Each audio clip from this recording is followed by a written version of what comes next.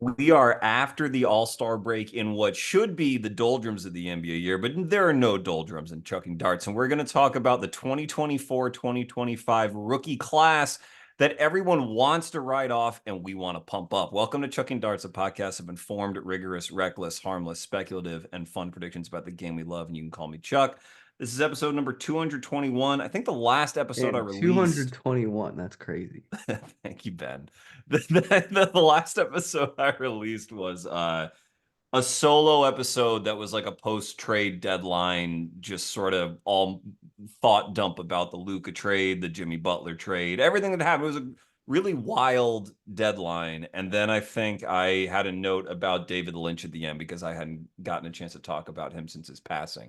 Really an insight into my odd brain. But now I get to welcome back a very elegant brain, Ben Pfeifer. I don't know if elegant is the word that I would Oh, use. you can you can pick your adjective. But I Uh, appreciate it, Chuck. I'm be, always happy to. I think what was the last time when we talked about Kel'El Ware? I think we talked about Kel'El Ware last time. we talked about Khalil and we talked about who's the other Khalil's Dylan Jones. We talked about him and maybe one other Toppich, guy. What? Toppich. Yes, that's exactly right. That's why he wasn't top of mind because he has not played, but it's been True. those Big three. bummer. Yeah, it has been a bummer, but Possible another, high level addition to this class though.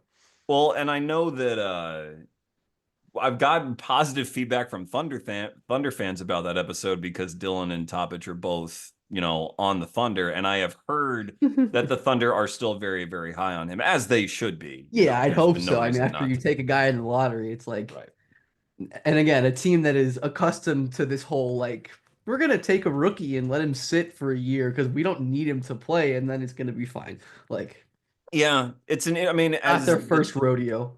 as the team that sort of is the standard bearer for like development in the league, the Thunder right now, it's it's like a self-fulfilling prophecy. You develop well enough, one of the downstream benefits is that you can take your time with a guy like that.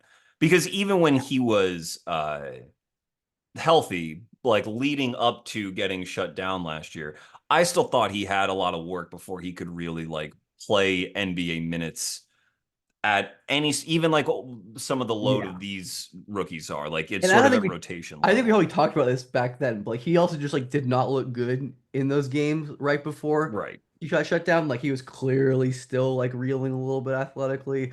But yeah, point being, there, didn't need to be any expectations of like an immediate production regardless. But good that, it seems like unless there's no further injuries, like there shouldn't be any like real reason to be super concerned about this injury stuff. I don't think so. Yeah. And hopefully he is ready to go. Hopefully it's summer league. That'd be great if be able to check him out then. But That at would be least by the start awesome. of next season. Yeah. That would be awesome. I think I was thinking about the other day. I'm like, Topic could be a guy who just like eats summer league alive. I feel like he's just like the type of player who would just like totally regardless of the type of NBA player he'll end up being, like just will eat that alive. Yeah, any sort of environment where there isn't where there's just sort of undisciplined interior defense, you feel like Tabic would really Yeah, take and advantage just of like that. yeah, just like the defense optionalness in general. Right. Lots Um, of, 6 foot guards trying their best to make it, and Topic could, Anyway, that's for another day. But Ben, you are I with pray that day comes soon. yeah. You are with Sportscasting, Hmm. which is a project of yourself, Matt Issa, and Isfania Baraheni, all friends of the program, and doing great work all year. You have your YouTube channel that is still pumping out a lot. I know you just had a video about Rui Hachimura that I made me did. very happy because That one his did well. Shout out to Rui Hachimura. He's one of those players, so I'm like, I feel like this is a guy with just like a big fan base that's gonna do me right. And I'm like, yeah. In addition to being a the frontiersman for Japanese Americans in the oh yeah, NBA. He oh is yeah. just seems like a very fun-loving, affable guy. He does seem And like a great guy. That's very true. He seems like an yeah, excellent hang. yeah. And so I'm very happy for him. I hope although did he just I think Is he I mean, hurt he's right now? hurt Like for, banged yeah, up? he's hurt. I Yeah. picked a bad time to release that video, but like he is hurt for the moment, but I don't think it's going to be like a serious long-term thing as much as just like, Maintenance. Yeah, he's yeah, fine. at Come least on. hopefully not. And They need him. if the Lakers keep going the way they're going, he'll get another spotlight They in need May and they, they, possibly June. they need So, him. They really do. have you had a forum where you've released your thoughts about the Luka trade and everything? I've seen tweets here and Um, there, but anything yeah, where I you've wrote had a an extended column thing? about it for Sportskeeda, which is another one of the places that I write for. Mhm. Um, And then I wrote about it a couple different times in like different draft grade things I did. So yeah, I was this is, I'm very lucky that I'm in a place where basketball is becoming or pretty close to my full-time job. Um, and my first trade deadline covering as a full-time, NBA cover Yeah. was brutal. It was fun, but like it was that like night leading up, because I was doing like live grades for Sportskeeda, and then I was doing like analysis for one-offs for sportscasting. And I'm just like, I'm gonna stay up because I stay up late anyway. So then I'm just like, all right, time to lock in and grind out all of these trades. But no, it was great. I enjoyed the deadline. It was sick. Yeah, it's wonderful that you're close to making a full-time living doing what you do, because one of the things I enjoy so much about your work is that it always seems very thoroughly prepared, that you really put a lot of thought into what you do. It's hard to balance that with sort of the wood chipper of content production with the deadline, but There's certainly some of that nonetheless, yeah. look, there's that's just part of the content life. I think brevity is an important skill, that I'm Mm. still feel like I'm working to get better at every time I write, just being able to convey interesting points and ideas within 500 words or whatever. Like Uh, you and me both, brother. it's This really episode hard will to be do. It's a way not to get our brevity reps it, up. it- it's it's not something that's like fun or easy to do, but it's, No, but very rewarding when you can do yeah, it. it's cool. So I can't complain much. in the aspiration of brevity, let's switch to the main topic of It's not happening. the main topic of this episode, which is the maligned, fair to say that they are maligned. The 2024-2025 rookie class. They've actually been maligned for years, Yeah, there's nothing when new. there was just the opposite of hype leading up to their draft year, their draft cycle. And I think that there's been an air of like wanting to see these players succeed. Even no matter what anyone says, it's no fun to just bash on young players over and over and over again. But to the credit of the skepticism that surrounded the class, there has not really been, especially since Jared McCain went down, any Yeah, sort of one standout performer from them. But what there is a real depth of interesting rotation players. stickiness. Yeah. Yeah. So what I Not wanted to to go ahead. Go ahead.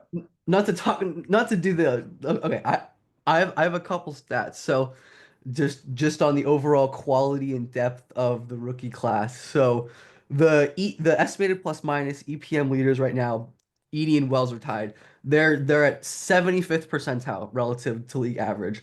The Mhm. last rookie class that had no rookies in the 80th percentile EPM or higher was 2011. To be fair to 2011 though, Paul George, Boogie, John Wall came out of it, Derek Favors, so who knows?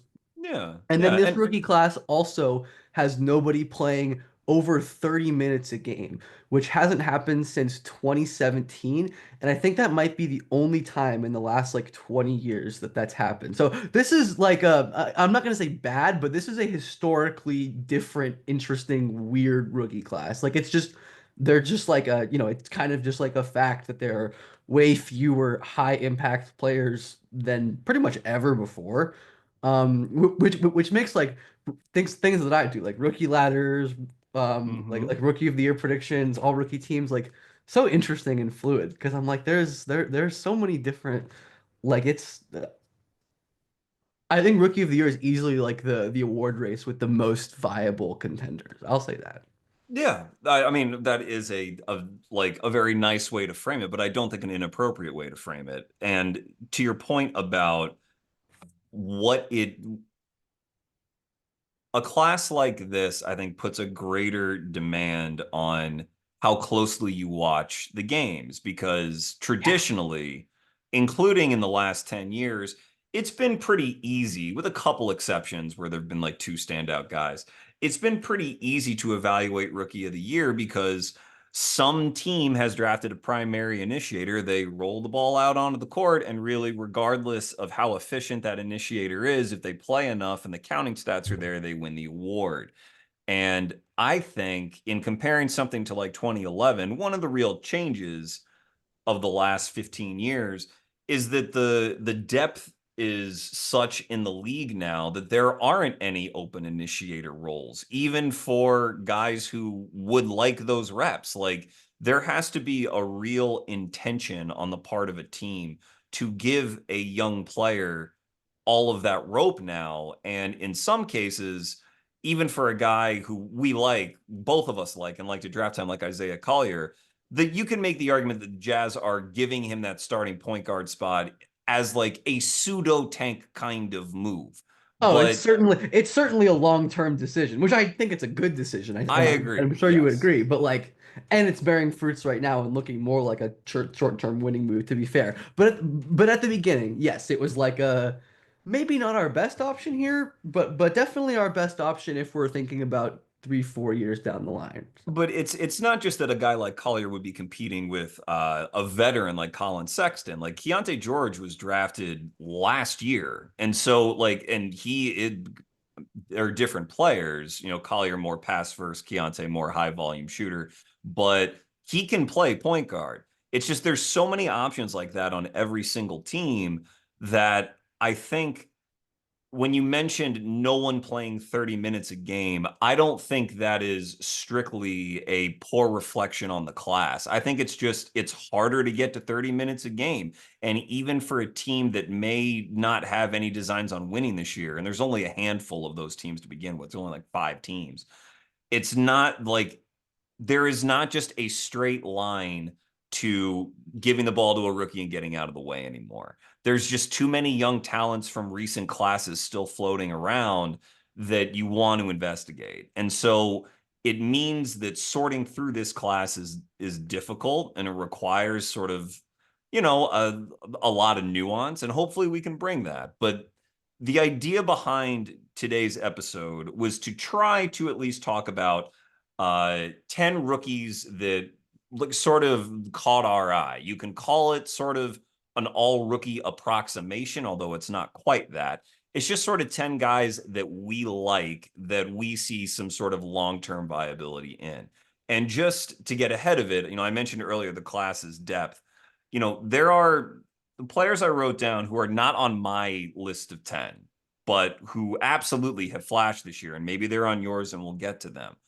Uh, Eve Misi, who's likely to make an all rookie team, who I know you were a big fan of at draft time, probably still are. I feel like Uh, I think I was literally the highest on him in the draft Twitter like consensus board, and I feel like people were maybe kind of overstating what he's doing this year. But I still like him. I do still like him. I just yeah. think And he's been he just wasn't on my point list of being, 10 I guys have no I want to qualms talk not about. having Yeah. him in that top 10, and I've totally ignored the Pelicans this year. So And I can't ignore the Pelicans because Trey Murphy's on that team and they've done so well, but it's been a rough year in New Orleans, no question. Kyshawn George is someone who is not necessarily like, I don't think he's going to make an all rookie team, but his productivity, especially on defense, he's inefficient on offense, but he's getting them up.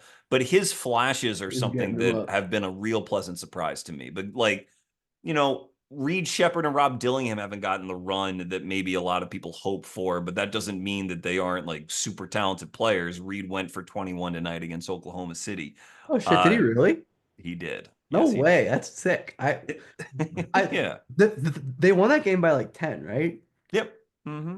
Okay, that's okay. So those are some real minutes, maybe. They are some real minutes. Yeah, you Okay, should you okay. you should watch a game back when you I get will a chance. definitely peep that game at some point. That is exciting news. I like to hear that.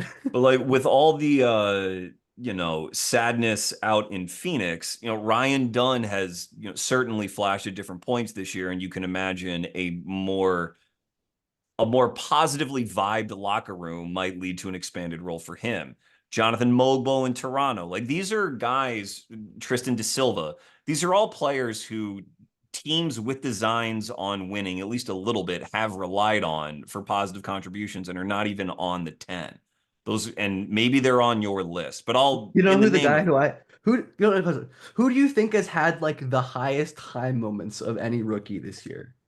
ooh, Because I have an answer that I feel like people aren't gonna have, but it's hard to say. I mean, it depends on your definition of high moments. I mean, sure, Buzelis yeah, had a game where he went 10 for 10 from the field and that went was that insane. that's Like, awesome. but Just Risacher has had really, really high moments. Edey's had really high. I mean, Edey had that stretch where he had like a great BPM stretch where he was positive in every game over the course of like 10 or 12 games. I'd probably go with him and McCain, but who do you think? Yeah, I, I think McCain is the obvious one. People will say Castle too, which is fair. I think it's Donovan Clingan before his injury, like before his first injury earlier in the season. He had an 8 block game against the Wolves that was five in the fourth quarter, and he just like looked like prime Rudy Gobert on Hmm. defense. And then he just I don't know.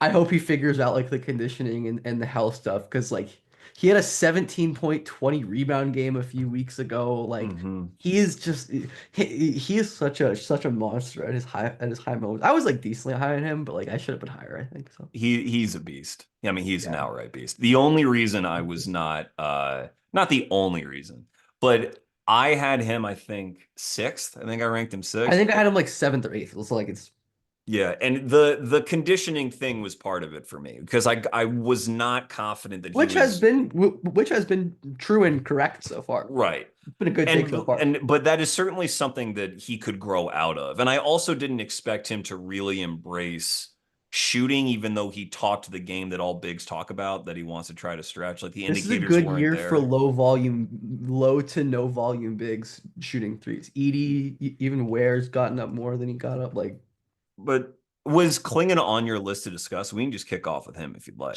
I mean, yeah, sure. Why not? Okay. So go ahead and give your thoughts on how you think because he's back now and the Blazers are playing well now. I love the Blazers. I have an episode hopefully coming out about them in the next couple weeks. But what has attracted you to Klingon and what he unlocks for them as opposed to, say, like when Aiton is in the game for them? Yeah, Clingan has like very obvious like rookie faults. Like his conditioning isn't great, and he fouls a crap load. Like there's so many like random or like he has a bunch of dumb turnovers. Like there's a bunch of rookie stuff that Clingan does that makes you go like, oh yeah, it's obviously a rookie. Then there's stuff that he does, like I said, the aforementioned like 5 block game where he was like shutting down Julius Randle in the fourth quarter. His like contesting metrics. And honestly, to be fair, something interesting with him is that according to NBA RAPM, he fouls pretty much almost exclusively not on his contests, like only like Hmm. very low foul rate on his contests, and he is like one of the league leaders in block rate, one of the league leaders in like field goal differential contesting at the rim, like such an impactful guy contesting at the rim already.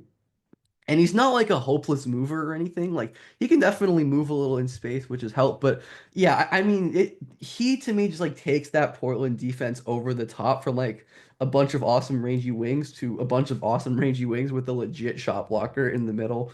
And then I think offensively, like I'm always gonna have my worries with him. I think that we probably shared, but like the Hmm. passing has been solid. He's had some really nice like touch finishing, rebounding games. So I don't know. I'm still not like crazy about his like high end star upside. I just think like his early impact is just really impressive.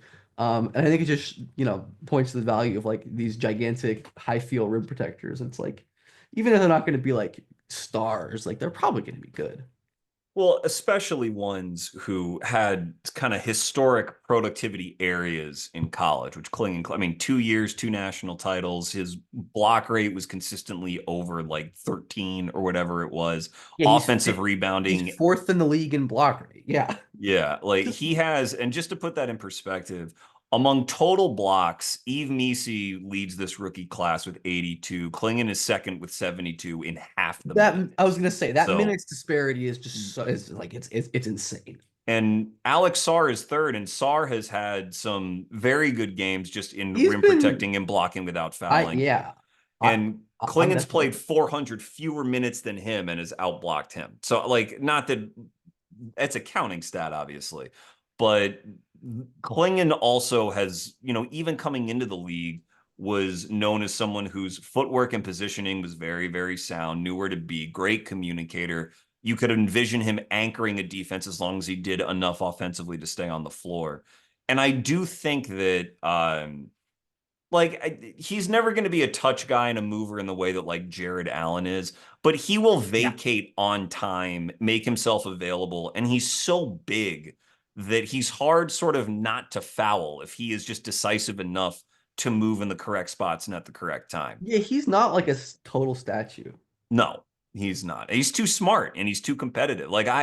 One of the things that I loved about him coming out was I thought that he was, you mentioned the feel, but the combination of feel and competitiveness for an oversized player. I mean, you can always find guards, who are a little undersized who play like every game's their last because they've had to for a very long time. It's another thing to Yeah. find a big who's been able to bully people and body people, but who has that same mindset. And I thought that Clingan had that, and all those Hurley guys tend to have that, but he did, and you can see the difference. Nothing against Ayton, he's had his moments this year, but in Portland, I like have no problem with some light Ayton slander, I can't yeah. lie. They like everything pops when Klingan's on the floor with them. They are a delightful watch, and he's a big reason why. Yeah, I Clingan's just been great. Like his ability to just be a presence around the rim on offense has been really important. The rebounding has been crazy. 40.7% of his misses at the rim get offensive rebounded. That is absolutely hilarious. That's Yeah, ridiculous. That yeah, should not be possible. yeah. Among players who have played 500 minutes, at least 500 minutes this year, Clingan is like way up there in terms of like contesting differential at the rim. I think he's number one is Alex Caruso, hilariously. And then it's Porzingis, Gafford, Jaren Jackson, and Clingan. And then Wemby. Like he has been absurd. He's like we said, up there in block rates. Just a high level player. That's all I have. Yeah, very high level. All right, so that's one down. He was on my list and yours. Mhm. Why don't we talk about who was your number one player on your draft board at draft time last year and was my number two, Ron Holland, good old Dutch himself. I will give the floor to you since the Detroit Pistons are another lovely story. I'm sure you've gotten a chance to watch a good amount of them. What are you seeing from Ron that you love so much? Dude, he's just like the way I honestly kind of surprised at like how impactful he is already. Like I had, and this is the guy who I had number one. Like Yeah, yeah. he is a legitimately, I'd say he's a positive defender at this point. Like I don't think that's controversial. Like he's Mm-hmm. incredibly mobile on and off the ball. Just and like his like motor and intensity truly like an outlier skill. Like he just like there's nobody like him in terms of the way that he moves. Like he's had stretches. Like I think in their recent winning against the Magic and in the recent game when they killed the Celtics, he'll have stretches for like the end or start of quarters where he'll just like take over and like grab offensive rebounds and hit a three and like drive in transition and then like, block a shot. And it's the way that he's just like I really do believe his confidence will serve him so well because like he's not an efficient player at the moment, just largely because of his abysmal 3-point shooting, but Mm-hmm. he's getting them up. He will not pass them up. And he's been like he's been above league average efficiency at the rim and he's good at creating those shots. He's been a really great mid-range shooter, which also not sure I totally expected even on low volume. Mm-hmm. Um Yeah, I have all the confidence in the world in him, and even more so now that I've seen what he can look like in like a scaled down role player. Because like he is effectively like a solid, a solid rotation player for a playoff team right now. Like, Yeah, I mean, which is if he wasn't, they wouldn't be playing him because they are right. really Like, trying to win. right. Yeah. It's like at this point, if Ron Holland was like out of your rotation detrimental, you don't play him. You're Right. hunting for the playoff. But like he is he is an extremely valuable player. Um, for them, and just like his energy and aggression like really does change the tone of games. Like there's obviously plenty of work to be done, mostly as a shooter, sometimes with his discipline on defense, but I see no real reason why he's not going to be a very impactful player. And I still think he has like he's talking about another guy who just has like some of the best flashes in the class. I think it's for sure Ron Holland.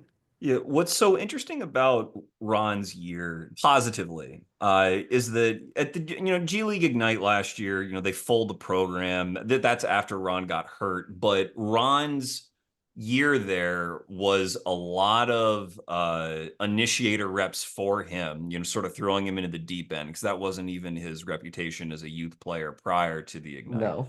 And it was it was interesting because you could see the motor, obviously, but the motor is sort of in contrast to this monster usage that he was handling. And it's hard to sustain all of that at both ends, especially when your wheels are turning mentally so much on offense. And to shrink a role as much as he is now, I mean, he's averaging 6 points a game, playing between 15 and 18 minutes a night. You knew that the motor was going to come up, but you like what I didn't know was whether or not he was going to be able to channel it, whether he was going to just like look like a chicken with its head cut off, or he was just going to be all effort all the Sure. time without being able to like refine anything with such a pendulum swing from the Ignite to where he is now. But I feel like he certainly has, and I think it's a credit to Bickerstaff as well, who's always been a good defensive coach Yeah. to put him in that spot. And it's not like it's the easiest roster anyway, because Sarr is no longer like attempting any threes as well.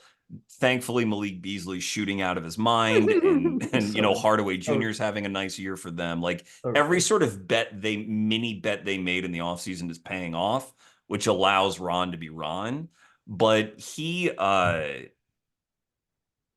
it makes me excited for next year when you expect the minutes to come up, because now that we have this baseline of him playing so hard all the time in a supplementary way, I want to see what happens when that's in like a 20-minute a game role, a 22-minute a game role, a 24-minute a game role. Because with someone whose primary attribute was his athleticism and how hard he plays and his ability to just sort of inhale stats by doing that, just sort of take other players' will. You want to see what that can sustain at. And I feel like there's a good case to be made that we can stretch him out further and see where it goes. Yeah. I I the mean, I efficient think again, with no him being reason as to young at the as he moment, is, I just but don't think the efficiency is anything I'm concerned about. And he's still shooting like 55% on his twos. efficiency is better than a lot of rookies. Yes. Like it is not bad for a rookie at all. Like he's just again, like there are definitely concerns with just the way that he plays sometimes, but like I don't think he's reckless at all. Like he is very intense, but he will like decelerate on his way to the rim or use Euro steps or just body people up and score. Like he doesn't play at one speed. And this was what we loved about Ron coming out too, right? Is like that he wasn't already showing these signs of being an impactful slashing creator with his burst and with his pacing, Mhm. with his handling improvements and stuff like that. And we've seen him pretty seamlessly like scale that down into an off-ball role and be very impactful as like a close. He's like one of the better closeout attackers in the league without a jumper. Like he's still a good closeout attacker because he's so aggressive and fast and decisive. And he's confident. Like even truly more like good kind of vibes for like the theory that just getting them up is good even if you don't make them. Like Ron Holland, like there are so many times where defenders were like inexplicably close out hard to Ron Holland. who's like airballed three threes in the game. It's like, why Yeah, are you probably doing because that? he's pissed them off on It's like, defense, and they why just are you doing that? Why are you closing out so hard to Ron? Or it's just like one of my things too with like non-shooters is always like these are like humans who have played basketball a certain way for their entire lives, and that way is close out to shooters. hmm And so even if the game plan is do not close out to Ron Holland, sometimes in the heat of an actual basketball game, you will default to your hard wiring and just close out because you think you should. I mean, every Joel Embiid pump fake ever. Like Of course. But I mean, even with, I mean, we're going to see it in the playoffs, which is one of the really fun things that's about so Ron's that's year so is that's that so he awesome. will get playoff That is minutes so in awesome. Madison Square Garden if the seeds Oh hold, which my is God. awesome. That's But the let's say the game plan, over the course of a playoff series is leave him, don't do anything, whatever. Like Ron is like, great, I'm driving into you. Let's see what happens. Let's see what you got. And if you can defend adequately. I mean, it's gonna be like a very fun little micro battle to no, I watch. agree. I mean, But because they really do need him on defense, I think. and I think it's so nice to see both him and Buzelis. I'm not transitioning yet, but it's nice to see both him I'm and down to talk about Buzelis Modest next. to see them flash because I think they got a lot of grief. Like a lot of the G League stink was on them Yeah, unjustifiably last year. And there absolutely, is 100%. sort of the dark, I don't even like to use the word dark, but like the intense skepticism of high volume G League prospects being like, well, they don't know how to turn it off or how to contour this at all. Like we've talked about Ron scaling down in a couple different ways already, but he despite all of this exploration that he embraced with the Ignite, which is what he was supposed to do there, he has not tried to stretch himself at the expense of his team. Like we're saying the same No. things a lot of different ways, but it speaks to a level of sort of self-awareness that I And don't it also think he goes was back to like what necessarily he given credit was for having. goes back to what he was pre G League. Like you mentioned Yeah. it, right? Like he was never a high usage scorer. Even he was one of those like high school stars who didn't really need to score to win. Like very Scotty Barnesy in that way. Even like very different player, but just same kind of vibe.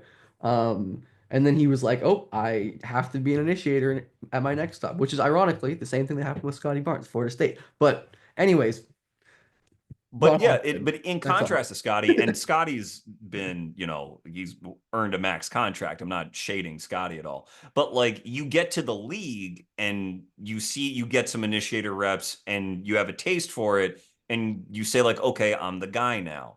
And Scotty in his first year also went to the playoffs, also had sort of an in-between slashery kind of role.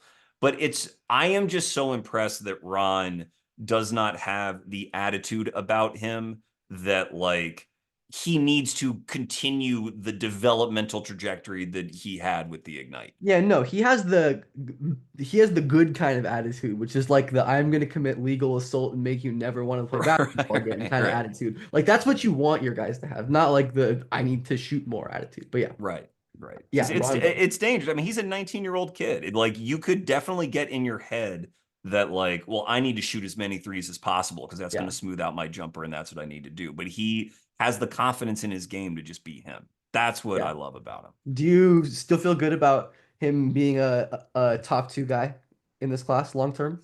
Certainly. I I do think too. there's Yeah. lots of arguments to make, but his performance has made me like more confident in Yeah, him, I was gonna not say. less. Yeah. I think if you had Ron as high as we did, you shouldn't move off of it.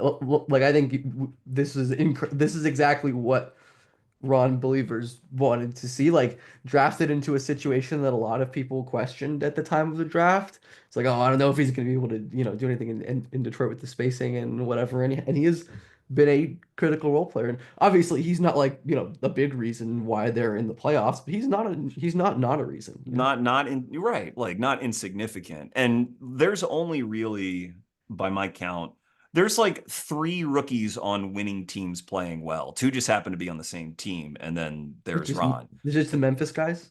That yeah, that's my thought, unless I'm missing somebody. But like that again, whatever. We're saying the same Hmm. thing over and over about his It was AJ contributions. Mitchell's sad voice. Yeah. Yeah. AJ's been great. I mean, he was great. He's shooting like He was so 41% good. from He three was so good. He just was in like already like a 500 good. He minutes. was already a good rotation player. It's like it's like this guy's already just like a sick player. All right, let's go to Matas, who's another guy that was certainly on my list. Matas, ever since Summer League really announced himself that he was going to take every inch that he could wherever he played. And now, as Chicago is, I don't even want to say playing out the string, they're just being the Chicago Bulls, which is like It's kind of trying to win, I guess. You're the But worst. he is in the starting lineup for them, holding his own generally, Finally. being the same sort of supercharged kind of scoring driver. His drives are incredible to watch and play finisher, but while still having kind of his sort of Matas-y tunnel vision. But lots of good defensive flashes as well. What has stuck out to you about watching him? Yeah, no, his defense is the most impressive to me. I think he's already like a solid impact defender. He's not like a good defender just because he's so weak and gets bullied so easily on the ball. Mhm. He's 19, whatever. But he has quietly been one of the better like weak side rim protectors in the league. Almost a 5 block rate, 90th percentile in the entire league. One of like incredibly good contesting metrics. Like I think opponents shoot around 10% worse when he contests at the rim. Like he's just and this is exactly what we saw at Ignite. Like he was a sick rim protector at Ignite. Used his incredible vertical pop and timing and just dexterity and flexibility. Even though his wingspan isn't that long and never really has been, um, he's still just so good at timing up blocks and contests. Um, and then And like you said, his standing reach, I imagine, is still good, I think especially so. when you work in his vert. Like, Offensively, he is definitely rougher, and he's just fun though. Like he tries shit. He wants to dunk on people. Like he does have an interesting little like mid-range, intermediate floater, bumpy fadeaway kind of game that I do think is something worth looking at. And again, like Ron, he is confident. He's taking 8 threes per 100, like almost 34%. That's like pretty damn good to be honest for what Modest shot last year. People were like, "Oh, he shot like 20% from three. There's no way he's gonna be a shooter." Like it's like, yeah. And he's shooting 82% from the line. Small volume, yeah. smaller than I would think from him, given how he can use his arms to create all these angles around the rim, I don't remember. especially with Was all he a his good length. was he a high free throw rate guy last year? I don't remember. It's hard because the offense is Right, so right. disorganized, but I don't And, know. and because he played in the G League that has weird free throw rules. Yeah, that's right. The 1 for 2. Like But you I get a think that double. it's hard when you are such a low volume playmaker. And to Montes' credit, he has an even assist to turnover ratio to this point, which is not something I expected on any volume from him his rookie year. But he it makes it hard for his projection is still something that gives me a little bit of pause. Not to say that he's not a player that will stick around, but in terms of his projection as a winner and as a winning player, it's just hard when someone who probably projects as a third or fourth scorer on a team anyway, maybe at their peak, uh, has yet to sort of find that connectivity as a passer. What do you think about that dimension of his game? Yeah, it's not great, but I think there are plenty of guys I like in all shapes and sizes, like anyone from like an Andrew Wiggins to a Kuzma to a Bobby Portis. You can, relative levels of players who aren't really plus playmakers and just like decisive, efficient scoring can be valuable. Mm-hmm. He doesn't pass very much. I mean, it's just like not something he does or has ever done that much. But I don't think it worries me so much. I mean, I think it like limits his like star ceiling outcomes, which I mean, that's what I always thought about Modest is that Mm-hmm. I mean, that's why if he was like a legit passer, he would have been like a number one pick contender for me last year. Um, but I just think with how confident and decisive he is, like some rookies, they just like take their time. They don't go or shoot when they should shoot when they're playing off the catch and off the ball. Like he doesn't have that. Like he always goes and attacks. And I think that gives me hope that he can be a fine off-ball connective piece, even if he's just like a pure play finisher, which I think he could be really damn good at. And what do you think about you think that he can ever play five in certain lineups, like hold up physically if he puts on the right weight? Would have to be a lot of. I mean, like if you tell me Modest gets jacked and keeps his pop vertical bounce, or at least most of it, then I could say maybe. I mean, he Yeah. is a legitimately excellent rim protector. Like he is really, really good at that. Well, here's the thing with him, and why I think I had him like 12th, which even at the time I thought was sort of I was ranking him at his floor. I didn't feel great about it. That summer league, after seeing him there, I would have moved him up. But He's a beast. regardless, Yeah. if he can ever hang as a five, even passably, and that bar is something that I think is lower than maybe I've given it credit for in the past. Teams try all kinds of guys at five in different spots. Kessler Edwards is getting run at five right now in Dallas. Well, the Jazz are, oh, not the The Jazz. Mavs, the Mavs, yeah. Mavs. Mavs are also not a real team right now, to be fair. But Well, okay. The Bulls aren't the realest team in the world, the Bulls are but not a real team. But I'll say that if no, I Matas agree I know what you mean. if he can get run as a five, his skill as a driver is so extreme to me that I think it's opposing possible. fives that try to match up with him are going to be in deep trouble. I think yeah, Like I think there are matchups where that could be possible. Yeah. I think his offensive talent will like really it'll get trampolined if he can hang as a five in certain lineups, which makes him another one of these really fun guys to track. He's Yeah. another guy who had a skill package that sticks out relative to other draft classes. Not many guys with Montes' build and sort of Yeah, he's a very combination come weird pro along. yeah, he's a very weird prospect. There's like aren't very many guys with this like combination of skills. Right. And as someone who is oversized and who can get up, it's not just novelty. No. That's what makes him so interesting. All right, you want to go to the Memphis boys? Sure. Yeah. All right.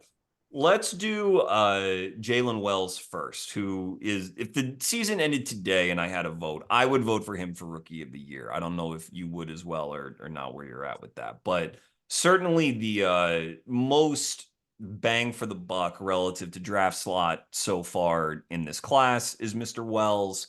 Mhm. Shooting, let's see what's he shooting. 45, 38%. 38, 82. Starting for the Grizz, who are going to be probably a top 3 or 4 seed at the least. Uh, the feel good story of the year, Yeah. So, what has stuck out to you about Jaylen? Where were you on in pre-draft, and what has changed, if at all, your projection of him? So I'm just talking about Jaylen Wells. I mean, like you said, he is absolutely the surprise of this class. Like I mean, it's insane that Jaylen Wells is a legitimate rookie. I think I'd probably give it to Wells too, if I had to vote today. I do agree with that. Like he's just been such an impressive two-way wing for a great playoff team.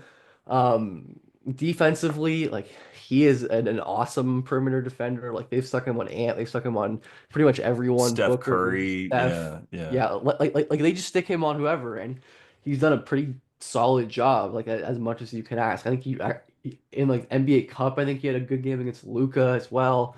Um, just very impressive screen navigation, size, mobility, and then offensively, like such a confident driver and scorer. That's like the most surprising thing to me is that Wells is this good as like a driver and intermediate scorer. Because Memphis doesn't run a lot of like off-ball screens or pick and rolls. Like Wells has to get a lot of his offense via like tougher creation than most rookie wings, like way tougher than Ron or Risacher or Castle. Like it's just like he has that tough shot diet and has been efficient. And then the shooting is great. Like, I mean, I think the ceiling with Wells still isn't that high on account of like the feel isn't that crazy. Like, I don't think he's ever going to be like a plus playmaker, and his off-ball defense is not the greatest. But like, he is a legitimate, good, solid starter on a very good basketball team, like as a rookie, and that's impressive. Yeah. obviously his shooting has kept him on the floor, and is good enough to be good on a really good team. But how do you rate his shooting projection in terms of his eventual shot versatility, his ability to shoot off the dribble? Like, do you consider him sort of now a blue chip shooting prospect or just like a good one? I think still probably just a good one. That's a good question. He does get like a lot of open catch and shoot jumpers, obviously, like a lot of rookies do, and his volume is like solid. Mhm. I don't think he's at like 7 per 75. Like that's pretty solid. But I do think that beyond some like mid-range pull-up stuff, maybe like he's got the little like back down floater and he can sometimes hit like a little pull-up in the middle of the lane or a little floater. But I don't know. I don't think I would put him as like a blue chip shooting prospect. I think he's a very good one for sure. But like maybe if there's more volume, because like he's been a very efficient shooter off the dribble, he just doesn't have a lot of volume. So maybe if that goes up, I could see him. But he is a very, very, very good shooter. Would you say that you prefer McCain as a shooter to him? Yeah, Yeah. I loved Wells's jumper coming out of the draft. I think I was probably higher than most were. I had him as like a clear first round prospect, but towards the end, I'm like, that's I a mean, I good wasn't. take. Yeah, That, I mean, I that's wasn't expecting this year that's one. still age that's still aging well. But he I thought that his mechanics were very, very pure and that he didn't need, even though it's not a lightning release, but it's good and it's very quiet. And so he just didn't need much in order to get it off. But in Washington State, they needed him to assume more ball handling duties as the year wore on. I mean, he was a real like riser throughout the season. And so that is good in one sense to sort of build up that little mid-range game. But it was unclear to me if there was any real physical attribute of his that was going to allow him to access the volume that you're talking about. Like if you compare him to Trey Murphy, who has popped with more volume this year, Trey has all this bounce, is 6'9". Like he is like a real deal plus wing athlete. And he can utilize, even though he has sort of a catch and shoot form, he can utilize that to still create the space that he needs. And that's what I still don't know about Jaylen, because Memphis isn't asking him to do that. But I won't write it off for now. Like his combine stuff was unremarkable, but you would never know that he would play the level of defense that he's playing from his combine stuff either. So clearly there was some extra athletic juice in there somewhere. I just want to see what happens if that sort of matures offensively in the same way that it sort of popped He's up. another one who I'm just like fascinated to see in the playoffs. Well, I mean, yes and no, because I think his role will still be the, catch and shoot and defend all you can sort of I think deal. so. I Yeah. just want to see how he handles it, you know. It sort of reminds me of when did Keegan Murray, was he a rookie when he played in the playoffs in that series against the Warriors? I don't remember. I think so. Yeah, similar sort of vibe. Keegan was more of a bouncier, poppier athlete Mhm. pre-NBA than Jaylen was, certainly. Like his stock numbers were crazy. He played center at times for Iowa, all that stuff. National Player of the Year, kind of guy. But I could see a similar narrative forming around Jaylen if they represent themselves well, especially if they win around. That, a lot of people will think that he is the blue chip rookie from the class, which I don't know that I would go that far. But I could, certainly if we were to do some sort of you said you feel good about Ron as a top two guy. I would feel good about Jaylen as like a top 7 or 8 guy, like pretty clearly right now. But that's me. Yeah, probably around that range. Yeah. Um, what do you think about Zach, Mr. Edey? A very I've been divisive prospect, but very divisive. I've yeah. definitely been impressed by him this year. I think he's been pretty good. I still do have my worries about him, and Memphis is also just like kind of a weird situation because they have so many bigs, Hmm. um, and they're willing to try a lot of stuff. I know people have gotten on the Grizzlies for Edey's usage of time this year, whether it's like not getting enough post ups or like playing weird like high drop or stuff and like getting cooked or whatever. But I think like this is like the time to experiment, right, with that stuff and test the limits of your top 10 pick that you want to be a legit playoff player. But yeah, I mean I don't know, he's Edey. He gets every offensive rebound. He scores at the rim. He blocks shots when you park him there. Like he's definitely held up well.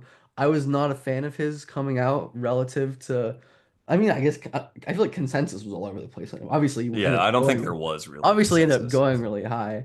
Yeah. And I still do think that like the long-term projection is just is still not my favorite. But I wish if he really if he can like triple his shooting volume, maybe. Yeah. If he And could that's really what's get that like volume up, it I can see it. it's hard to envision that happening in Memphis anytime soon since they Right. have Jaren to play I at the mean, it really five is whenever like they a want. Valanciunas thing. Like it's like if you can get to like I mean, even though JV was never really like a high volume shooter, like in New Orleans, he definitely got threes up. Sure. No, I mean, Valanciunas had a stretch of maybe 3 or 4 years where, like, on the right night, it was just like 30 and 13 because he, He definitely could had a just game where dominate he hit people. like 8 threes or something in New Orleans. Like, Yeah. I mean, touch is touch. Like, if you're going to be as open as guys will leave Edey shooting threes, then he'll have his streaks, certainly. mhm. What in contrast to Clingan, one of the reasons I was higher on Edey than Clingan is I thought that Edey's conditioning was underrated, the amount of minutes that he played at Purdue and held up, especially at the usage he had for them. And I think that his conditioning in the NBA has looked good. I think that his sort of 20-minute a night role, 20-minute ish a night role, has had much more to do with the other options Memphis has to match up down the stretch and win games than it has been Right. Edey's Like it's not conditioning. like it's not like some weird conspiracy that Grizzlies fans for some reason think No, everything like is. the grid. It's like they just like have a lot of good bigs and Edey is, just like not a matchup proof player. I think he never will be, but I don't think Memphis expects that from him. Like I think they know that against a team like the Pacers, he's gonna end up being unplayable, so they're not gonna do it at the end of the game. But I think like it's not a bad thing, right? Like he has been very good in the roles that they've asked him.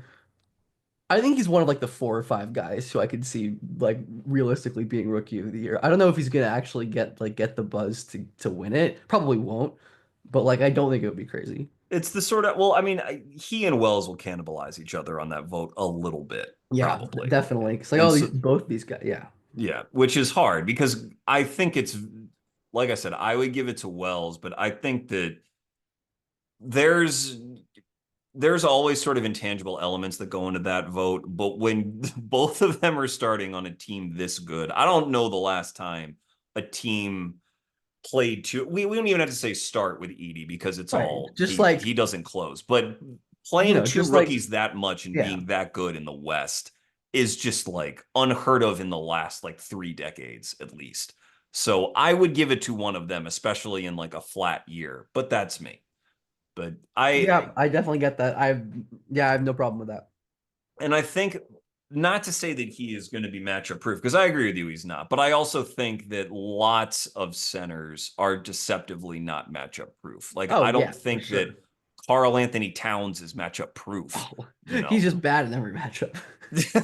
Well, I mean, unless he's going for 40 and 15 or He whatever. has. But I was gonna say at least Edey has matchups where he is undoubtedly good. like that. But that's the point. Yeah, Is no, like yeah. It's like he doesn't have to be Edie. a crazy defender. And he will commit himself to being in the right spots well enough. And it seems like he loves Memphis and they love him. And so I am very happy for that marriage. Yeah, Um, it's like again, even though like by my board, I think 7 was too high, but for my taste, like it is a good situation that has like asked him to do what he can do and has been willing to experiment and like put him in good situations generally, I think. and to that Valanciunas point one more time, it is just a reality now, unfortunate as it is, that you need a lot of like depth, not only to withstand the regular season, but possibly to withstand the playoffs when you get there. And a team with Edey at center is sort of an imperfect team in the way that just about every team is an imperfect team. But it I still think that Edey offensively is going in his prime. He's going to be a problem for just about everybody. It's not that you necessarily want to rack up his volume to 30 usage or whatever, but the touches that he gets will still be very hard to defend. And that is a very durable weapon when you are 7'3", as opposed to Valanciunas, who is 6'11", 6'10", Oh and is yeah, more for sure. easily chum on the other end. So Oh yeah. Edey was, I mean, I piggybacked off of our buddy Draft Pal. He was the first one on that island. But Edey was my guy as well by the end of the cycle, and I still feel very good and encouraged. But I think Yeah, he I will think be if you more were high on interesting. Edey, you should feel good about it. I But absolutely. I am more interested to see him in the playoffs than Jaylen Wells, much as I Oh, like Jaylen. same, Whatever, same. however that works, I will be fascinated to see how much faith and rope they give him because he'll want to play for He's sure. lucky that a lot of pick and pop bigs are in the East. You know, your Brooke Lopez, Cat, Miles, Miles, even yeah, Mobley's becoming one at this point. Like yeah. there aren't as many in the West. I mean, Jokic obviously, but Jokic is terrible for everyone.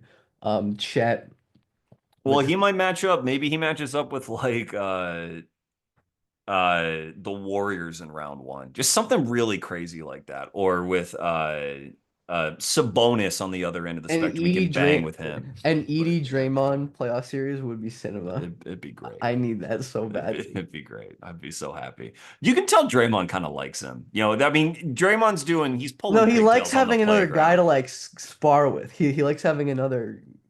But it's like it's with that. It's I think ultimately that is Draymond showing affection. The more Draymond complains about you, the more he really sees himself in you. That's my armchair psychoanalysis of Draymond. But all right, so let's go to Zaccharie Risacher. We've sort of buried him here in the Okay. middle of the episode, but as the number one pick, neither you or I had him at the top. I think you were a bit higher than me on him. I had him sort of end of lotto kind of area. I guess But around where I had him. I don't remember exactly, but he he has had his moments. He had a moment tonight. He went 11 of 13 and he scored Whew. 30 a couple weeks ago against the Knicks. Uh Mixed tax, but you know, I'm kidding. uh, Atlanta I'm kidding. Atlanta has really they've started him from day one and they've had a Hawks season. They're whatever. They'll end between 38 and 41 wins, where they always do. And that might suggest that what Risacher has done is nondescript. But hanging as a starter in the NBA against a team that is even mediocre, as the Hawks are, is noteworthy. And I think does give him a legitimate shot to win Rookie of the Year. There's also, stuff that has translated from his performance last year with Bourg-en-Bresse, such as his ability to generate deflections without really turning the ball over much on the other end, like maintaining that low usage and just creeping his way towards being a purely additive player. He's not an efficient enough shooter to be like all around additive, clear, positive starter yet, but the flashes have been there. Now, the other side of that coin is, well, he was streaky last year and he's streaky this year, and it's still in the wash, has not come out to really be positive. Plus, there's the concerns, which I think you and I probably both had about him, about his lack of creation and lack of exploration on the ball. So, what, if any, has his performance this year changed for you? Not much to be honest. Like I think this is kind of pretty close to the player that I expected Risa Share to be. I am definitely encouraged by his play this year. I think he's been quite good, especially as of late. Even early in the season, when he couldn't hit anything, he couldn't hit the broadside of a barn. It was obvious that it's like this is a guy who knows how to play. Like he's high feel, he's in the right spots, he's decisive.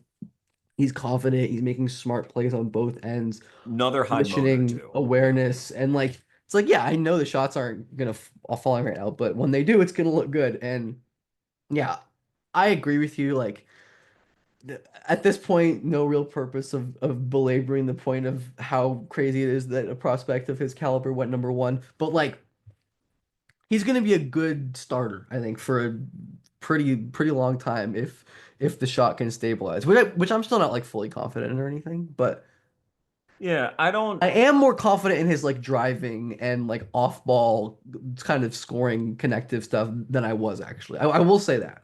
Yeah, I'm not comparing him to this player in terms of style, but they're like in the playoffs last year, notably against Oklahoma City, PJ Washington had this crazy 3-point variance where, he shot 50% from three for that series or higher and probably, mathematically swung that series. And Literally ended matches the with series our getting fouled boys. by That's Shea on a corner three. crazy. That was Yeah, it was wild. that series pissed me off. I'm not even a Thunder fan. That series pissed me off. I could see Risacher like him being so streaky this season the same way he was last season could lead me to believe where if he ever is in a playoff setting, he will belong on the court. That's clear with his motor and his size and his movement ability. And if it happens to be a series in which he is on a heater, then his team is going to have like a really good chance to win. And that is a player that the Hawks can be happy with. Again, number one pick aside, that's Right. like an important swing player who can sort of be a fourth starter who mimics being a third starter in the right situation. Or maybe even a three who mimics a two, though I'm a little less confident about that for him. Yeah, I But don't know. But like yeah, he's a yeah, I mean his defense is great. I thought like the kind of high level stuff he did as like a screen navigator and on ball defender and like a chaser is totally translated. Like that's been exactly what he's been for them. Just very solid, kind of like in a very different way than Holland. I think another guy who's like probably at least a solid neutral defensive player already, which is a great sign. yeah. I mean, especially considering he was a defense first prospect. It's good that this is what has transpired with him. Do you like the tandem of him and Dyson, like starting on that team long term? Because viewed one way, you could say, well, there's a lot of shooting questions there between the two of them. I've like the defensive feel stuff for both of them is great, but do you think they are a match? Their offense does scare me a little bit. I'm still not crazy about Dyson's offense. Like his Hmm. defense is obviously the freakiest stuff ever, but like Yeah, it's great. Yeah. this is nothing new for Dyson. But like his offense has definitely gotten better from last year in New Orleans. Like the fact that he's had an uptick in usage and has, maintained his efficiency. It's still not good efficiency, but like it didn't go down necessarily. And there is, some stuff with his like floater creation and every once in a while he hits his shots. But like I do think Reese's share, even if he's a streaky shooter, is like a good and natural enough like off-ball player as a cutter and a spacer in a way that I don't think Dyson is as much as Reese's share. Like I think Reese's share is just like just like for like an academy brain guy who knows how to fit Hmm. into a system, even though he's very much not academy brain. He had like a behind the back, crazy behind the back assist the other night. Um, He's very like, yeah, kind of like that aspect of his game is not like Jaylen Wells, but the fact that his shooting form is so quiet, like there's lots of no dip threes, and he has no problem shooting 12 of those if he's open, and that's all he's going to do. But every once in a while, you do see that little extra connective flair. It's just like I can't imagine. I really could not imagine him ever wanting to take the step into higher usage, frankly, and I just don't think he ever will as a pro. But that's yeah, not to me say either. he won't be a good player. It just he will. I think he can alternate between being frustrating and being tantalizing. But Yeah, no, that's yeah. he's gonna be good. I definitely feel better. I mean, I was pretty sure he'd be solid. Like I think again, I didn't buy the number one stuff, but I'm pretty confident that he's gonna be at least like a solid starter role player for Yeah. a good amount of time, just because he does like really does know how to play. He's good on both ends, like all the cliches, whatever you want. So I realize I've been a bit of a selfish host here, and I have been naming these players. Name me a player that you want to discuss, and let's do that. How many more names do we have? Well, we're five down. We can go as long as we need to. Or Cool. if you only have three guys you want to talk about, we only talk about three. That's I have like two or three more. go for it. So Collier is the Yeah, first I one. figured we were getting there. Go for Um, you. Floor is yours. Collier is my boy, and I'm so happy that he landed on a team that's like, screw it, we're just gonna give him like primary usage and see what happens. And Yeah. because of it, he was like literally the worst player in the NBA for like a few months stretches, and now and like 2 months later, he's like a approaching like a solid impact offensive player. It's so ridiculous. Um, According to NBA RAPM, he is I think he's top 10 in the league in just like time of possession spent on the ball. Um I didn't know that. That's 40 funny. point 40.2%. The okay, it goes Brunson, Trey. This is Oh Brunson, my God. Trey, Cade, Dame, LaMelo, Schroeder, Harden, Harden, DeJounte, Maxey, and Collier, and then TJ McConnell.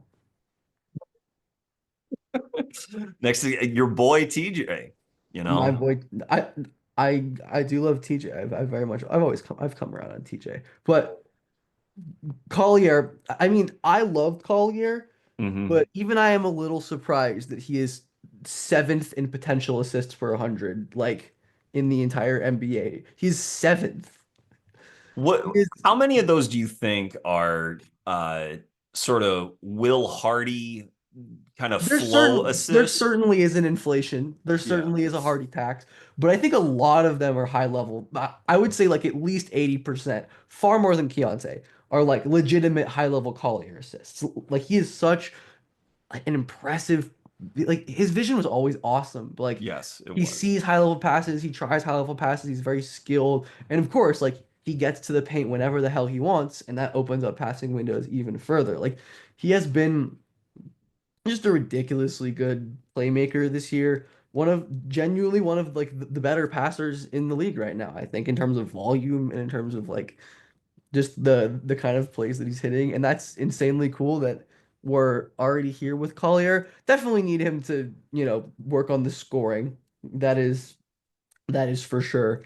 But like there's a little bit of an intermediate game, and again, I am very curious, like I'm curious as to what his like efficiency and splits would look like if he was playing like a normal role instead of just being a primary initiator when he's on the floor. Hmm. Like I'm Hmm. curious to see if he was playing like, I don't know, like the AJ Mitchell role or whatever, which he probably wouldn't be good at, but like Yeah, he is like he was always a pretty like it wasn't ballsy to take him at 29 because at that point you take him. But I know ranked him highly. I also had him, I think I had him fourth.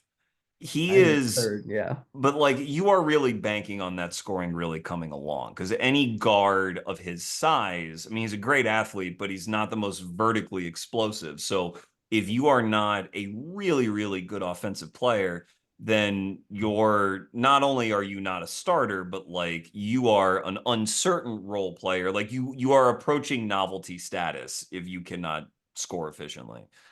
But in Collier's defense, one of the most hyped guard prospects of the last 10 years, Scoot Henderson, is only now coming into his own as a scorer, a year and a half into the league. So I'm not really, the fact that the shots haven't gone in don't really bother me for Collier yet. And I think it's important No. to preach patience because I think Yes. Scoot got written off a little bit Mhm. because the flashes hadn't come by like the second month of his second season because there were comparisons to, well, all these guards had been, this far along in their careers, blah, blah, blah, blah, blah. But the league is just more talented now. And it is harder to reach that level as a young guard, especially one where your role is alternating between starter and bench player, as I expect Collier's might next season if the Jazz get some blue chipper. And It's the as Jazz, man. Who knows? well, and the thing about him, you said he can get to the paint wherever he wants. He can also get to the mid range whenever he wants. Like Collier will always have spaces from which he can shoot. Like defenses will disrespect him enough and he can use his athleticism enough to get to pockets where he will be able to access his shots. So if he gets these reps, then that's all you can ask for as a Collier believer, like we are, is like he's going to get every chance that he can to work on these different kinds of shots and angles and figure out what sort of scorer he really wants to be at the pro level. And that's all you can say. And so we just let him take us on this ride. That's all. What have you seen out of him defensively, if anything, that you like or dislike? No, there's nothing. Yeah, there wasn't much for me either, but I wanted to give you a chance. It doesn't really happen. It's like he'll like get a steal on the ball every once in a while, or like make a rotation. It's the Jazz, man. I don't know. I don't know what to tell you. It's hard. And the lack of vertical pop too There was just one of these is hard. games. I think one of the games they played this season against the Bucks. They started him, Sexton, Micah Potter, Drew Eubanks, and Laurie Marketing. Like, what do you want him to do there? Like, Dudes rock, baby. Let's go. the Yeah. craziest lineup I've ever seen. All right. Anything else on your boy? Otherwise, we can go to your next guy. Just that I'm very, very high on him, and I think his ceiling is still one of the highest in the entire class with what he's shown this year. Like, if he can, definitely a big if. Like, if he can improve as an intermediate scorer, and I think just Collier, like with tweaks, can like become a better free throw foul drawer. Like with his tools, like, there's Certainly. Yeah. so much you can do to get there. I know you're not. I'm preaching to the choir here with you, Yeah. but like he is, he has been impressive, very, very impressive, and he's one of my like favorite. I don't watch Jazz games, but I always tune in for the Collier clips just because they're always exciting. Yeah. He's going to be a fun one to follow. He's also one where like even if it gets rough there, if the scoring doesn't come along, he will get multiple shots. I mean, he's a former #1 overall recruit, and Yeah. that sort of power athleticism is the sort of thing that keeps you around. Yeah, I So really do just think like the combination of rim pressure and passing at this level give you such a high floor. Like a guy who I probably should be in the league, like Dennis Smith Jr. was always like a floor comp I thought of for like who was like a legitimately valuable role player a year or two ago.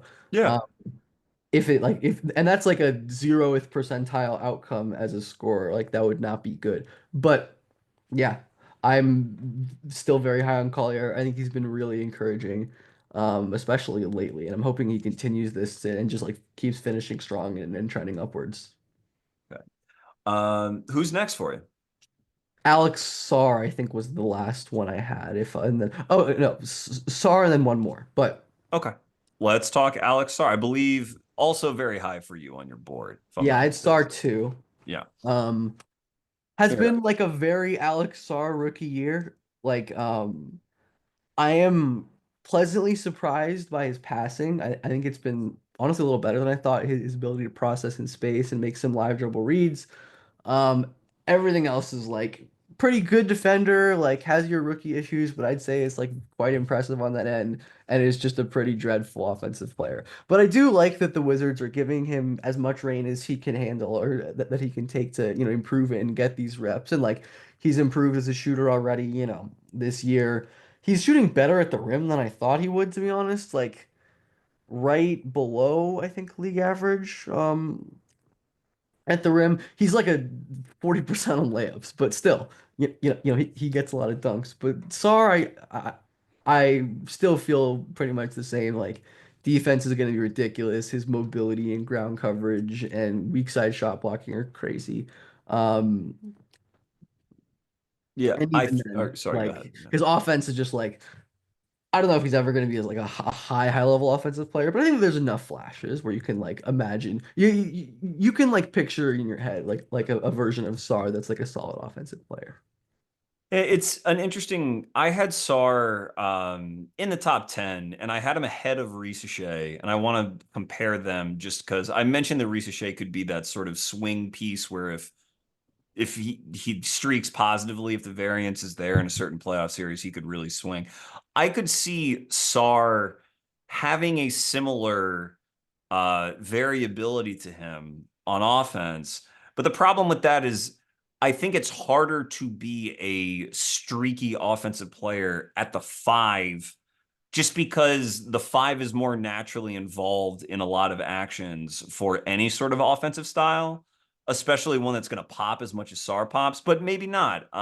Maybe I'm sort of overestimating sort of the floor where his usage will be. But There's definitely truth to that, but I think his defensive floor is just going to be so high. it Like is going to be high. it's It going to is. just like in I think because of that, like if we can just get Sarr doing like basic big man stuff, like you know, rolling, catching balls, going up stronger. Like he is like he's not a good athlete or a great athlete, but he is a better athlete than like he plays like he is a fairly like fluid, big, explosive guy, and like he just does not play like it at all, which is a problem, no doubt. And 19 years old and Yeah, splitting a very lot of true. minutes with another 19-year-old in Bub Carrington, that we don't need to harp on him. But Yeah. I think the defense, his ability to contest without fouling, which is something that translated directly from the Australian League, which is the ability to contest and block shots without fouling, that has made him more or less, I think, like bust proof, so to speak, especially by the standards of the class. Like, this is going to be a guy who is an NBA player and will stick around for a long time. Very true. It The it stats support the stats support your point. 7.9% foul rate on contest. That's like high 80th, 90th percentile in the league. Generally like has been an impactful contester without fouling much. Like Yeah. good stuff. It's and that's gonna, like, players who play that way stick around. They do not wash out. It's just, and I like that they eventually traded Valanciunas and just sort of would, like, very early on, like, he's a center. They stopped with whatever his misgivings were in the draft process, that he could play on the wing and be a No, that four is and so whatever. funny that he's like, I'm not going to the Hawks because they want to play me at center, and then he like Yeah. exclusively plays center in the NBA. It's like, Well, why? Why? the thing is, what's come out with all of these like stretchy 7-footers is that the worry about the physical toll at center, it exists, but it's a bit overstated and is easily outweighed by like the wonders it does for your offensive game. Just because you have so much more space and your matchups are like easier to blow by and you get more touches, and for a guy like Sarr, who is offensively challenged, like, he needs that boost. He really needs that boost. And so I like that the Wizards have gotten into that early. Hopefully he stays healthy. He's been nicked up a couple times this year, but I think he is like a guy. Is he their long-term starting five? Remains to be seen, but the Wizards have time. And he So certainly has the ceiling to be like a high level piece for them.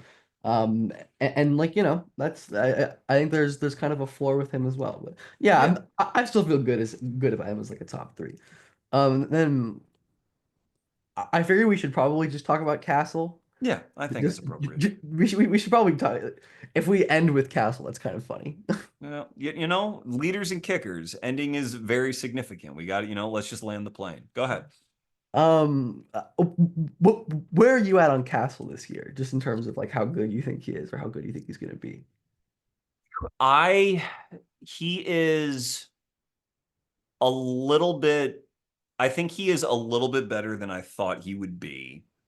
He is another guy who I had sort of end of lottery because I did not see like, the shooting numbers were the shooting numbers. There was cause for concern there, but I don't think his shooting form was something that was going to be conducive to high volume really ever. Like, it didn't seem like a very athletic kind of release. And I think he's gotten into his pull up threes, which have gone in sporadically, but the form looks more accessible than it did in college. So I liked that part of it. All his connector stuff has translated, which has been really, really good. And obviously, he's in close to an idyllic circumstance playing off of Wemby. Uh, Defensively, he's looked great. His attitude and all that stuff has been really, really good. And this weird D-cell game he has is not something I was expecting to this extent in his rookie year. I don't know that he can really like make his money doing that at the rim all the time, but he is incredibly strong. So maybe he just has the leg strength to Yeah, move I feel like that's always like a been his Looney path there. Tune. It's just like But getting yeah, crazy jacked. yeah. So like there's a lot to like. I am still probably lower than most because I just think that those little like nice micro skills kind of get washed out by like the tsunami of whether or not a team can really ignore you. Now, the Spurs can do lots of things that other teams cannot do, and weaponizing him as a short roll passer without sacrificing anything else because they're going to Yeah, have man, the like the Spurs are best shooting big cheating. Like, it ever. doesn't matter what the Spurs do or if we like what they do. It just does not matter. So, like, yeah, like I think you can be rosy on him. Do I think that him being like untouchable at the trade deadline was a little silly? Yeah, a little bit. But I think that you could dream on him into like becoming, I think, a very good fourth starter. I don't know that I believe in the offense ever enough to be sort of a third starter, but very good fourth starter is very, very good. So, like, a I little agree. bit better, but not quite where I think his biggest supporters are. No, people like to say I'm a Castle hater because I pretty much fully echo your take. So we're not going to get any dissenting Castle opinions here. Um, but no, I mean he has been very good, and he has a good argument for like the highest high moments in the class, Yeah, like certainly. 34-point game. But it really is with Castle. It's like his good games are all fueled mostly by just like, oh, the threes are all going in. Hmm. Um, which is good, obviously, and we want to see games where he has that. But I do agree with you that the scoring is still pretty worrisome. I do think like his best path is just to get crazy strong and like take like the Jimmy Butler route and just plow through people all the time and draw a bunch of fouls and live that way. I don't know if he's like as like explosive enough to really do that. Jimmy Um, also is like very flexible subtly. And that was yeah. another thing. I saw some stiffness in his game at UConn because he would just do that. He'd just be like, let's just swing a wrecking ball and just see what Mhm. happens. But his flexibility in these D cells has pleasantly surprised me. So I don't know. And all the intangible stuff you hear about him, believing he belongs and like not afraid of anybody, like all that stuff is still there. I mean, this is a guy who I think UConn went 25-1 with in the starting lineup. So he is used to winning and knows what he needs to do that. Like he will get as good as his talent allows him to get, as his talent and his touch allows him to get. It's just a really good league. So like the star stuff I don't really see, but I do see a very good player in there somewhere. Yeah, no, I Yeah. pretty much fully echo that. Yeah. Yeah. Look, man, other just sort of honorable mentions. Like the guy that I like have really loved watching this year, going back to summer league, who I was high on in the draft, was Bub. I really liked Bub. Actually leads the rookie class in minutes. Hmm. Bub, like a lot of these guys, is 19 years old, is basically a year younger than most rookies are, turns 20 after summer league this year, I think in August. Pull-up game is there. I like that. His assist to turnover sort of ethic and ratio is there. That translated from college. I like that. I think he's stuck more on defense and has not been like the worst defensive player in the NBA, which I think was sort of a fear based on his pre-college tape Yeah, and that's metrics. fair. He's not the worst. I think that's fair. He's not the worst defensive player But in the like league. you would think a Yeah, high minute rookie who is 19 years old and skinny would be the could be. worst defender. If you were going to pick one, it There's would just a probably be different him. there's Yeah. just a different teenage skinny rookie that's the worst defender in the NBA. But it's just not Bub. So who is that? I'm Oh, blanking. it's um Cody Williams. Oh, yeah, yeah, yeah. He was not going to be on my honorable mentions list. No. Not to dishonor him, but no, he Not to would not have dishonor been. anyone. Yeah. No. But I've liked Bub. Your guy first, but I liked Khalil as well. But that was your call and your take. No, He, I think, I still was gonna has an mention outside him. chance of rookie of the year. He had, 6 blocks last He's a night. monster. He's so Yeah. good. Do you want Um to go on a Khalil just tangent that for a minute? just that everything that he did in college is translating. His touch is awesome. He's such a good shot blocker. He shoots the ball and he has the same weaknesses. He can't turn his hips and he makes some weird decisions. Like he's just his tools and his touch and his skill were always so high level. And then last guy I'll shout out is AJ Mitchell, who Hmm. is currently injured, but to me was playing like a legit rotation guy. Um, before his injury, like shooting the ball really well, incredibly like good connective player, perfectly fits in that like OKC system as like a, driver, quick driving kick. Defense was great. Like he was so good. And shout out to your boy Mogbo, who's been quite good, who's been also impressive this year. Yeah, Mogbo's a lot of fun, but he's another guy who, like, I also had sort of a whisper of maybe this guy is going to shoot once NBA teams tell him to shoot, but he's just going to be a center too. Like in whatever minutes he is, he's just going to be a five, but He's so a very fun. fun five, a very smart, strong, like defensive savant kind of five. So a good five. Yeah, one other thing about Khalil is that I like that his Khalilness has sort of very quickly beaten Spoelstra into submission just because he gives you easy money as a lob threat and as a stretch that is really just undeniable, that the Heat have always been searching for, that they tried to tease out of Bam this year, but like Bam's not going to shoot Did not go threes at the well. same level. So like I just like that he already has forced Spoelstra to start him and be like, I guess this is a pillar for us now because like we have no choice, which I just think is a And fun like little. as he should. Like Yeah, it's like what are you gonna do? That sometimes some things are inevitable. Kel'El Ware is inevitable. he's good, Um, man. He's good. um, do you think there's anyone? I mean, we're entering sort of the silly season in the league down the stretch here, but is there anyone you expect to get more run that maybe we haven't spoken about yet? In terms of rookies. Yes. Good question. Hopefully Rob and Terrence Shannon both are gonna Yep. keep playing more. Um, those I guys hope for so. sure. Those they should. They're both good. I mean, And Reed too, he Shannon would more hope. recently has come on. Rob I think has been impactful throughout the season when he's gotten chances. Like he was really good early in the season in like the NBA Cup days.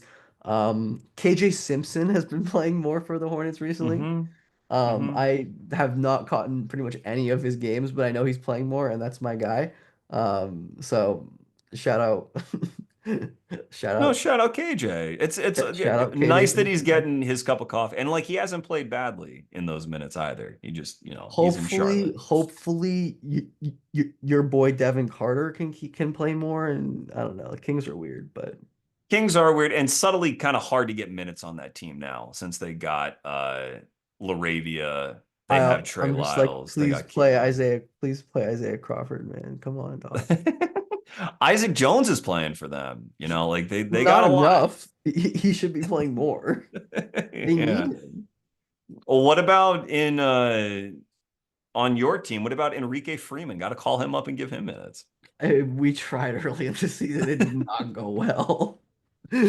You have anything for Johnny Furphy? Do you like what you saw out of him? I think he's been solid this year. Yeah. I mean, he just hasn't played much. I mean, we know how Rick is with rookies, and even like Jarris is still struggling to be a full-time rotation player when, on almost any other team of this caliber he would be.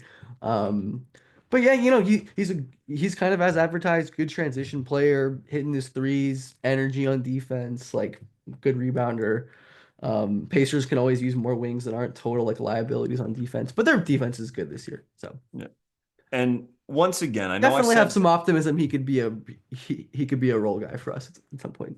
yeah, I was a Furphy guy in the draft. Yeah, I had him as like a clear first rounder as well, and I'm I wasn't like, even a huge fan, but I thought he was a steal at where the Pacers got him. yeah, But and he's yeah, going. I mean, he was an efficient finisher, all on assisted stuff, but like an efficient finisher on a really good team as a young freshman going to Carlisle right, and like land. that's Like all he'll I'm find minutes projecting of for you. him. That's like all I'm projecting of him anyway. It's just like be an efficient play finisher, and you're gonna make money in the league. Like Right, he doesn't right. need to be a crazy creator. It's like unnecessary.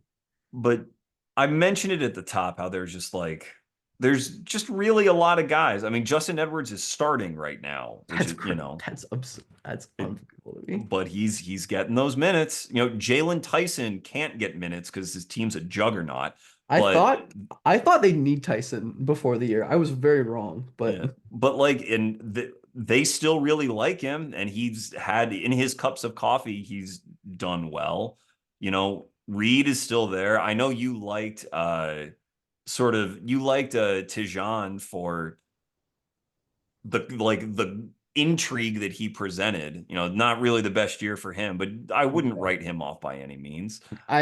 His defense has been fine. I mean, he's yeah, I'd say about as expected on offense. Yeah. Like there's just, and we haven't talked about like Dalton Knecht, it's probably one of the more high profile guys. Or There's just McCain, a who's also crazy good. who? McCain.